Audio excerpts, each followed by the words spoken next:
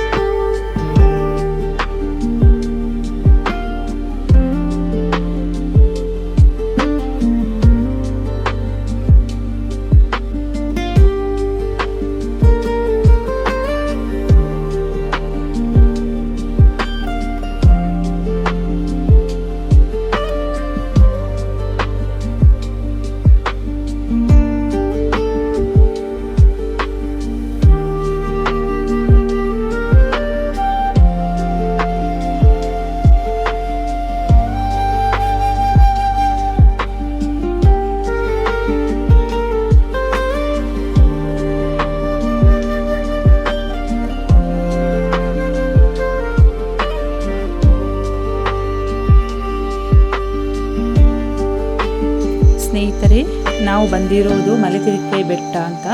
ಇದು ಕೊಡಗಿನ ಕರಡ ಅನ್ನುವ ಜಾಗದಲ್ಲಿ ಇರುತ್ತೆ ಮಲೆತಿರುಕೆ ಬೆಟ್ಟ. ಅಲ್ಲಿಂದ ಕರಡ ಎನ್ನುವ ಒಂದು ಸಣ್ಣದಾದ ಟೌನಿಂದ ಮೇಲೆ ಒಂದು ರೋಡ್ ಹೋಗುತ್ತೆ.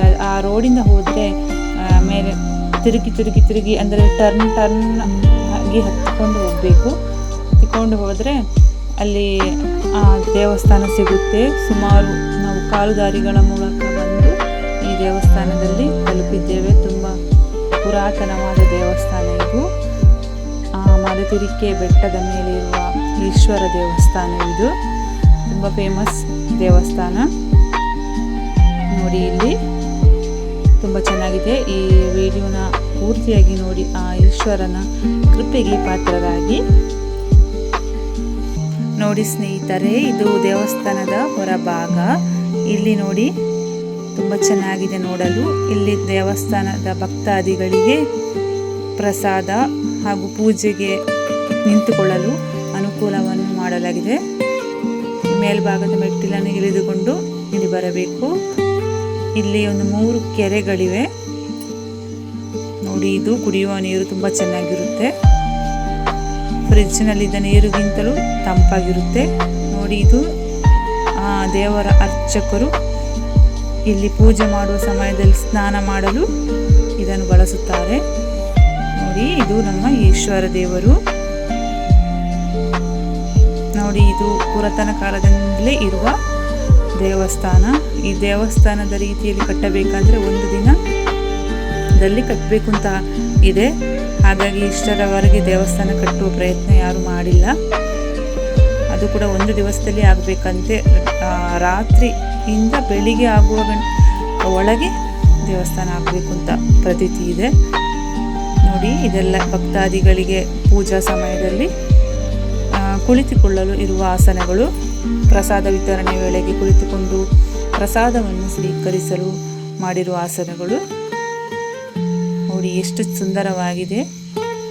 ಇಲ್ಲಿ ಬಂದರೆ ಒಂದು ತಂಪಾದ ವಾತಾವರಣ. ನಾವು ನಮ್ಮ ತವರು ಮನೆಗೆ ಹೋದ ಥರ ನಮಗೆ ಅನುಭವವಾಗುತ್ತೆ. ನಾವು ಅಷ್ಟು ದೂರದಿಂದ 1-2-3 ಕಿಲೋಮೀಟ್ರ್ ಬೆಟ್ಟ ಹತ್ತಿ ಬಂದರೂ ಕೂಡ ನಮಗೆ ಅದು ಯಾವುದೇ ಅದರ ಸುಸ್ತು ಅಂತ ತಿಳಿಯೋದೇ ಇಲ್ಲ. ಯಾಕೆಂದರೆ ಈ ದೇವರನ್ನು ನೋಡಿದ ಕೂಡಲೇ ಅದೆಲ್ಲ ಮರೆತು ಹೋಗುತ್ತೆ. ಅಷ್ಟೊಂದು ಖುಷಿ ಆಗುತ್ತೆ ನೋಡಿ ಸ್ನೇಹಿತರೆ. ನಾವಿಲ್ಲಿ ಪೂಜೆ ಮುಗಿಸಿ ಸ್ವಲ್ಪ ವಾಯು ವಿಹಾರಕ್ಕೆ ಅಂತ ಹೊರಗಡೆ ಬಂದೆವು. ನೇಚರನ್ನೇ ನೋಡ್ಕೊಂಡು ಹೋಗೋಣ ಅಂತ ನೋಡಿ ನಮ್ಮ ಹಸ್ಬೆಂಡು ಇಬ್ಬರು ಮಕ್ಕಳು ಇಲ್ಲಿ ಬಂದಿದ್ದಾರೆ. ನೋಡಿ ಎಷ್ಟು ಸುಂದರವಾಗಿದೆ. ಇಲ್ಲಿ ಬೆಟ್ಟಗಳು ನೋಡಲು ಒಂದು ಸ್ವರ್ಗದಂತಿದೆ. ಇಲ್ಲೇ ಇರೋಣ ಅಂತ ಅನಿಸುತ್ತೆ. ನೀವೆಲ್ಲರೂ ಬಂದು ವಿಸಿಟ್ ಮಾಡಿ. ನಮ್ಮ ಕೊಡಗಿನಲ್ಲಿ ಒಂದು ಫೇಮಸ್ ಆದ ಬೆಟ್ಟ ಇದು, ಮಲೆತಿರಿಕೆ ಬೆಟ್ಟ. ಖಂಡಿತವಾಗಿ ವಿಸಿಟ್ ಮಾಡಿ. ಅಷ್ಟೇನು ಕಷ್ಟ ಇಲ್ಲ ಇಲ್ಲಿ ಬರಲಿಕ್ಕೆ.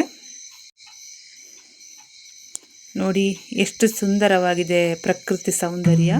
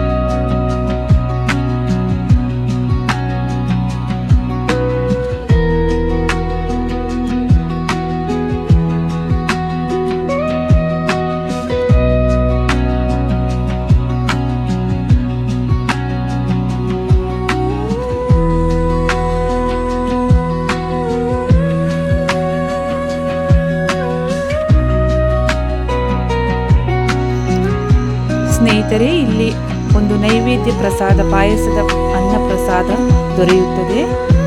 ಇದಿಷ್ಟು ನಮ್ಮ ಟ್ರಿಪ್ಪಿನ ಒಂದು ಸಣ್ಣ ತುಣುಕು.